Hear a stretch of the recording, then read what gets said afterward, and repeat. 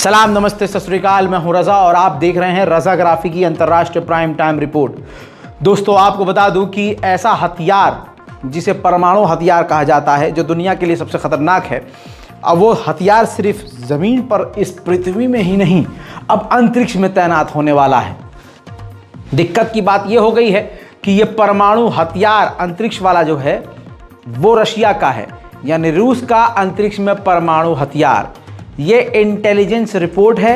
अमेरिकी एक्सपर्ट ने, अमेरिकी खुफिया एजेंसीज ने बाइडन को खुल्लम खुल्ला चेतावनी दी है।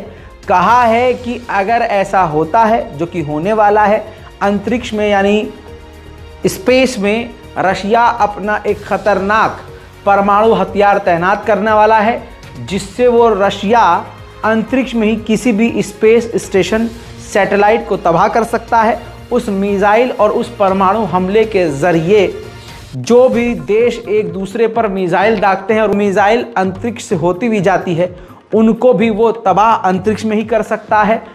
दिक्कत वाली और डराने और घबराने वाली बात यह है कि अंतरिक्ष से किसी भी जगह पर हमला करके ज़मीन को, उस शहर को, उस मुल्क को तबाह करने की ताकत रशिया में आ जाएगी।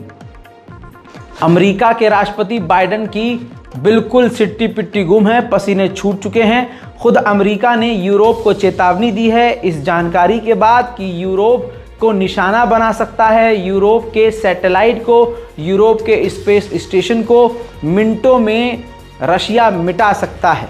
मेरे दोस्तों, ये अब तक का दुनिया का सबसे खतरनाक और एडवांस हथियार है। अब तक सिर्फ ज़मीन पर परमाणु हथियार था, अब अंतरिक्ष में रूसी परमाणु हथियार के चर्चे की वजह से पूरा वेस्ट हिला हुआ है। हत्ता कि इतनी सिट्टी पिट्टी अमेरिका की गुम है कि अमेरिका ने कहा है कि रूस से डायरेक्ट बात करनी चाहिए और ऐसे हथियार से रशिया को रोकना चाहिए। अब बस आप समझ सकते हैं कि अमेरिका और वेस्ट के देशों की फिर हालत क्या ही होगी। आपको याद होगा कई साल पहले से रूस ने ही अपने ही विरोधी एक व्यक्ति को, जो व्लादिमीर पुतिन, वो एक्टिविस्ट था, व्लादिमीर पुतिन के खिलाफ बयानबाजी और उनके खिलाफ एजेंडा चलाने वाले एक एक्टिविस्ट को जेल में ठूस दिया था, जिसका support America, Germany, France, Britain तमाम देश कर रहे थे एज यूजुअल। आपको बता दूं कि कैद में उस रूसी व्यक्ति की, जो पुतिन का विरोधी था, मौत हो गई है, जिसके बाद अमेरिका और तमाम देश रशिया पर भड़क गए हैं। अमेरिका ने तो ये तक कह दिया है कि इसका जिम्मेदार सिर्फ व्लादिमीर पुतिन है, जिसका चाल चलन बिल्कुल तानाशाह जैसा है। बाइडन और एंटोनी ब्लिंकन, अमेरिका के विदेश मंत्री, ने अपने अपने तरह से रूस के उस व्यक्ति के मारे जाने पर बयान दिया है। We've heard the reports from Russia of Alexei Navalny's death in prison. For more than a decade, the Russian government and Putin have persecuted, poisoned, and imprisoned Alexei Navalny. And now, the reports of his death. First and foremost, if these reports are accurate, our hearts go out to his wife. Make no mistake, Putin is responsible for Navalny's death. Putin is responsible. What has happened to Navalny is yet more proof of Putin's brutality. No one should be fooled, not in Russia, not at home, not anywhere in the world. Putin does not only target his citizens of other countries, as we've seen what's going on in Ukraine right now, he also inflicts terrible crimes on his own people. And as people across Russia and around the world are mourning Navalny today because he was so many things that Putin was not. Russia की कैद में मारे गए activist Navalny के wife ने, जो Europe के किसी देश में है, बयान जारी करके कहती हैं कि मेरे पति के मारे जाने का इल्ज़ाम व्लादिमीर पुतिन यानी रूस के साथी देशों पर, उन पर इल्ज़ाम लगना चाहिए और उनको सज़ा मिलनी चाहिए। सुनिए। Наверное, вы все уже видели приходящие сегодня ужасные новости. Я долго думала, стоит ли мне выйти сюда или сразу лететь к моим детям. Но потом я подумала, что бы сделал Алексей на моем месте. И я уверена, что он бы был здесь. Он был бы на этой сцене. Я не знаю, верить или нет тем новостям, ужасным новостям. मित्रों, अमेरिका में चुनाव आने वाला है। ऐसे में डोनाल्ड ट्रंप का विरोध कर दिया है खुद रूस ने, और रशिया ने कहा कि बाइडन सरकार, खुद बाइडन जो हैं, जो व्यक्ति हैं वो बहुत बढ़िया हैं, उनको बहुत ज़्यादा एक्सपीरियंस है, बेहतर आदमी हैं।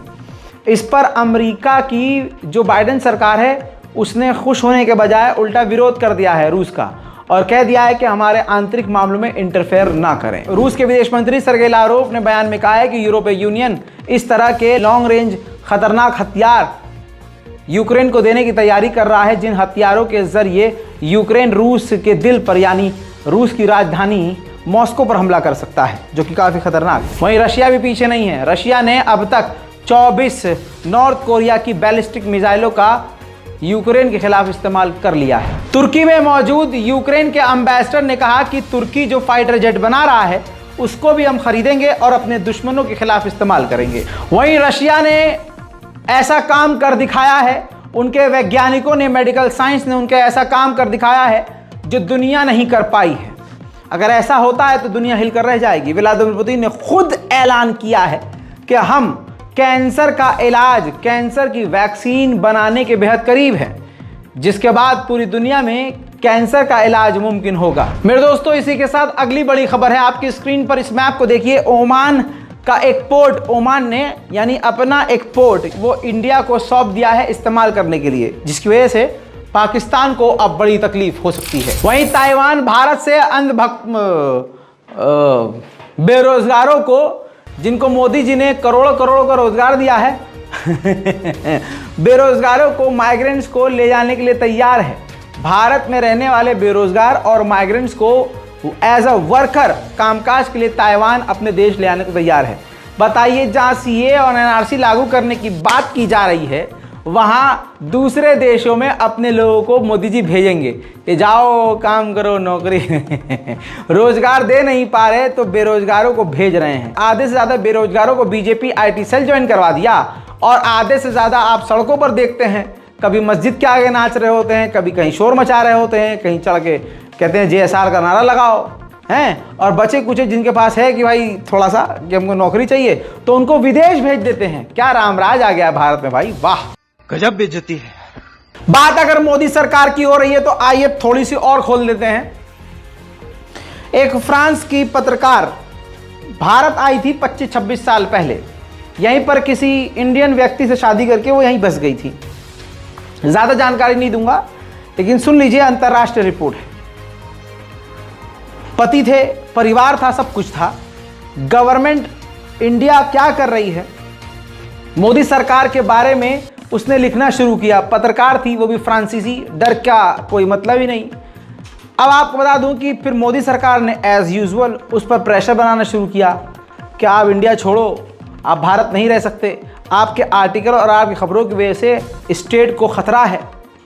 जिसके बाद इतना प्रेशर किया गया, इतना प्रताड़ित किया गया कि उस महिला को अपना ये परिवार, अपना सब कुछ छोड़कर विदेश जाना पड़ा। कहाँ गई नहीं बता सकता, लेकिन आपको बता दूं, जहां फ्रांस को मोदी जी अपना बेस्ट फ्रेंड बताते हैं, वहीं फ्रांस की एक महिला नागरिक के साथ बीजेपी का ये रवैया है। दोस्तों, 84,560 करोड़ रुपए भारत ने फाइनल कर दिए हैं, फंड कर दिए हैं अपनी हथियारों की ताकत को बढ़ाने के लिए, जिसमें एयरक्राफ्ट हैं, फाइटर जेट हैं, कई तरह के हथियार हैं। हवा ही में फाइटर जेट को तेल देने यानी रिफ्यूल करने के लिए ऐसे जहाज जो इस्तेमाल होते हैं उनको खरीदने, और इसके अलावा नेवी के लिए कई हथियार खरीदने के लिए एक मोटी रकम फाइनल कर दी है। वहीं हमारे प्यारे मोदी जी की सरकार डबल इंजन की नहीं, डबल फेस की सरकार बार बार खुद को साबित कर रही है।